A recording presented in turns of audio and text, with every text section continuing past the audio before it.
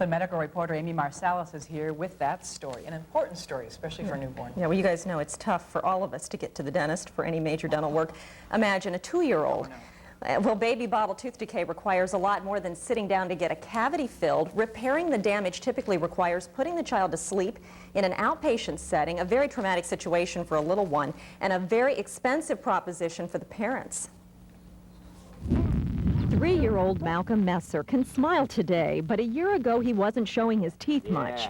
His mother says he had problems eating and drinking because of decaying baby teeth. But he actually had holes in the surface of his front 2 teeth. Pediatric dentist Dan Shaw says nap-time bottles of milk or juice, or even allowing a child to nurse throughout the night, can cause decay that looks like this. The child falls asleep, the liquid in the bottle pools around these top front teeth, and so they're basically bathed in whatever that liquid is. And so, in Malcolm's case, it meant outpatient treatment under anesthesia so that the dentist could put in numerous caps, crowns, and fillings to repair the damage. It's unrealistic to expect most 2-year-old children or 3-year-old children to sit in a dental chair and have 12 teeth fixed. The situation is not only traumatic for the child, the parents are often traumatized by the bills that pile up after the procedure, in many cases totaling some $2,000, and oftentimes health plans wouldn't cover the services. Medical insurance often wouldn't pay for the hospital and the anesthesia because it was being done for a dental problem. On the other hand, the family's dental insurance wouldn't pay for the hospital and anesthesia because they're usually considered medical procedures. Tough situation, and the Messers were twice denied coverage. The 3rd time they did receive payments from their medical plan. But starting tomorrow in Minnesota, a new law goes into effect requiring that medical insurance plans cover both hospitalization and anesthesia when necessary to perform certain dental procedures.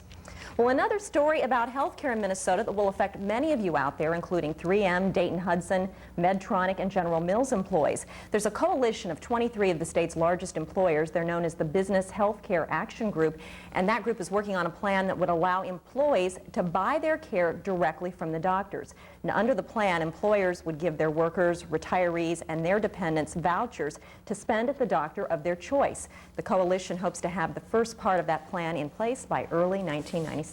All right, let's go back to the baby and the teeth story. It's really amazing to see that shot, too, of all those decayed teeth. But dentists will actually cap baby teeth. Why don't they just let them fall out and the permanent teeth come in? Well, as you know, with having a child, when their teeth start coming in at 4 or 6 months, they've got to use those teeth till they're 6 when they start falling out. So they have to repair them. You know, my parents had all my teeth capped when I was 2 because they knew I'd be an anchor man someday.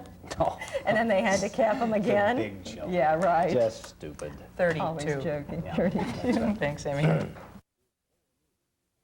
On Your News, Minnesota's #1 news choice. This is 4 News. 10 businesses raided and suspected illegal workers rounded up. Families left behind tell their story, and people in a small town wonder how to cope.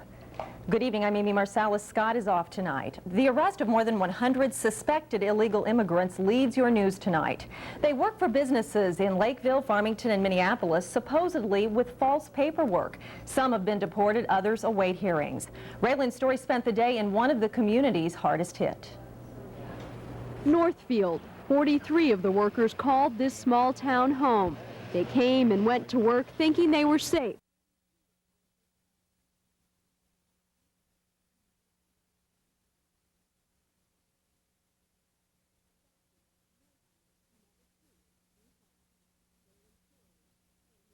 Without documents, Northfield can never truly be home.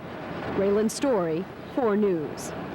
The INS may find some of the companies that employed the suspected illegals. However, the company we showed, Duo Plastics, is not accused of any wrongdoing. The company was checking its workers' papers, but the INS says many of the workers had falsified their documents. Northfield was also the setting for another federal bust. The FBI arrested a suspected murderer following a tip from someone who said a criminal they'd seen profiled on America's Most Wanted was working at this Northfield wood shop. Sure enough, authorities found 26-year-old Adam Ghali. He had been using the name August and posing as a college student in Northfield for more than a year. He was wanted for a string of Utah robberies, one in which someone was killed. And the small town of Worthington is having its own crime wave, drive-by shootings. Angela Konecki of our sister station in Sioux Falls talked to residents. Gang violence is all too real and too close to home for Peggy Raichi. She and her children watched in shock as a drive-by shooting unfolded across the street. My son's seen the gun, and he's 7 years old. This 7-year-old wasn't the only child to witness the violence. Got up to the curb, one pulled the gun, shot up at the house, up there on the right side of the window, up by the attic. What did you think when you saw that? Like, if it happened in my house, I'd run in and get the 22. Not words you'd expect to hear from a small-town kid, but Worthington has big city problems. Well, if you'd told me 10 years ago that we were going to have drive-by shootings, I wouldn't have believed it. Police say gangs have been involved in all 3 drive-by shootings here. No one's been hurt, but there has been damage. There's an ironic twist of fate in Worthington's first drive-by shooting in front of these apartment buildings on Clement Street. A 16-year-old who took part in the shootings was a gang member from Fresno. He returned to California, where he was killed in a drive-by shooting. The second drive-by shooting happened in front of this house last year. Right there. That big hole right there. This latest one brings back unpleasant memories for Josie Garcia. She dodged bullets at the first drive-by. This time, her nephew was lucky to be missed. Because I heard he was outside during the drive-by, and I'm like, oh my God. Police do say they have leads in the shootings and hope to make arrests before the weekend ends. In the metro area today, dozens of police and sheriff's departments were without phones because of this fire damage underneath the Washington Avenue Bridge in Minneapolis. Turns out 2 homeless men were living in a U.S. West work area. One of their blankets caught on fire and burned through 3 fiber optic lines and a copper cable, which provides the primary internet computer link for the U of M and many other clients. The biggest disruption that I think we've had in our history. A lot of times when you try to connect to a given machine, it won't be able to find the network address of the machine you're trying to connect to. It'll take U.S. West crews another full day to fix that problem. Well, the Information Superhighway wasn't the only road under construction today. A parade of traffic that was slow-moving was filled with commuters hoping to get between Minneapolis and the southern suburbs. I-35W will be down to 1 lane going in both directions near the crosstown until 3 o'clock tomorrow afternoon. Even after more lanes open up, traffic will still be restricted in both directions, so here's our advice. Avoid the crosstown. It's going to be under some sort of construction until early September. Here's another tip if you're planning to brave the traffic and come on downtown for the Norwest Cup bike race tomorrow afternoon. Several downtown streets will be closed to make way for the Norwest Cup and the Family Fun bike race, which follow the same course. But don't let that stop you. There are plenty of great spots to catch the racers going by, so come down and check it out. The family ride starts at about 11:45 and the pro bikers hit the course at 1 o'clock. It's getting to be county fair time in Minnesota. Tonight in Corcoran, they were moving to the Beach Beat at the Hennepin County Fair.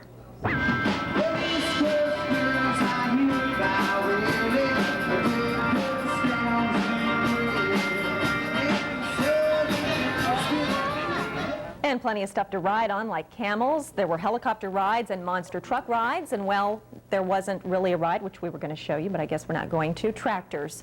They were tractors, and as you know, they're pretty much a part of every county fair. Well, a new musical sound is on the scene tonight. Maybe you'll recognize the guitarist singing on stage in a Paris nightclub.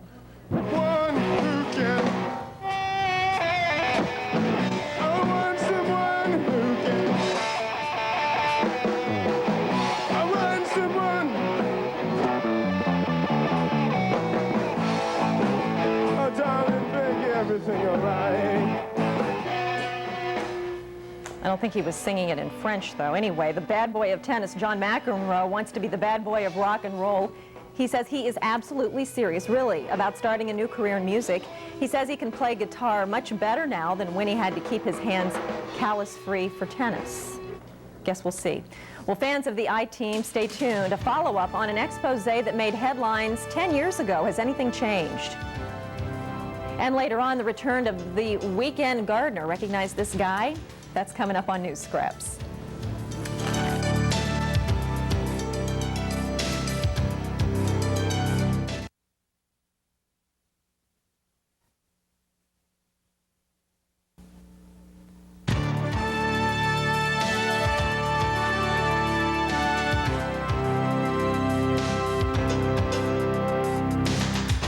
Your world news begins tonight with a deadly wildfire in Idaho. 70-mile-an-hour winds kicked up a fire that was almost out, trapping 2 firefighters in their stalled truck. In Washington, D.C., veterans were honored today with a parade 42 years after serving in Korea. In Iowa, Pat Buchanan began his bus tour today. He's running for the Republican nomination for president. And the heat wave is back with a vengeance in Arizona, 114 in Tucson, 121 in Phoenix. Makes it seem pretty mild here in the Twin Cities, doesn't it, Matt? Sure does. And Matt, I've also noticed, it seems like the mosquitoes are getting thicker. Is that just in my neighborhood, or is it everywhere? I think it's everywhere, thicker and larger. The most important question, Amy, that I have for you is that you're not going to make me run through the garden like that guy before the commercial, are you? Oh, you know that's coming up. The weekend gardener, I was going to say, it's not Matt Balow. Thank you. The weekend gardener. Don't I make think me do he's that, from okay? Texas, okay. All right. You know, it is going to be a little more hot, though, and a little more humid tomorrow. In fact, even since 6 o'clock, outdoors here, it is starting to feel a little more sticky, a little bit more humid, and I think that while it's going to be a little hotter tomorrow, it's going to be much more humid, and you are really going to feel the difference between today and tomorrow when you go outside. So tomorrow, be sure to wear lots of lightweight. Through Thursday, a chance for rain coming up on Wednesday. Otherwise, we're looking for highs to be back into the mid to upper 80s and overnight lows mostly in the 60s. So there is some muggy weather on the way tomorrow, Amy. I don't know if you have any big major plans before you come into work. I don't think I do now. All right. You might just want to stay inside where you have a little air conditioning or a fan or something. No air conditioning at our house. We're just going to tough it out. But now, Matt, it seems like it's been a lot hotter this summer than last. Do you know how many 90-plus degree days we've had compared to last summer? I know you store all that up in this computer. Do you know, I had a couple weeks off this month.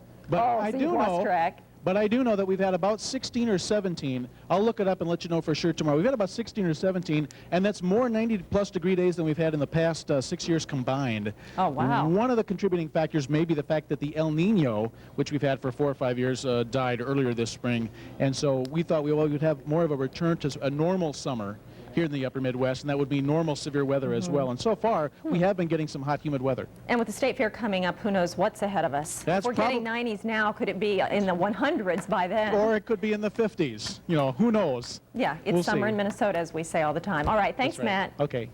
Well, tonight in our Medical Minute, a story about a possible cure for obesity and a business angle that was reported tonight by Ray Brady on the CBS Evening News. These mice lost up to 40% of their weight after taking a certain protein. That reducing protein is being made by a company with a name not yet familiar to most Americans, but Amgen Incorporated of California is known on Wall Street, where excited investors added about $650 million to its total value this week.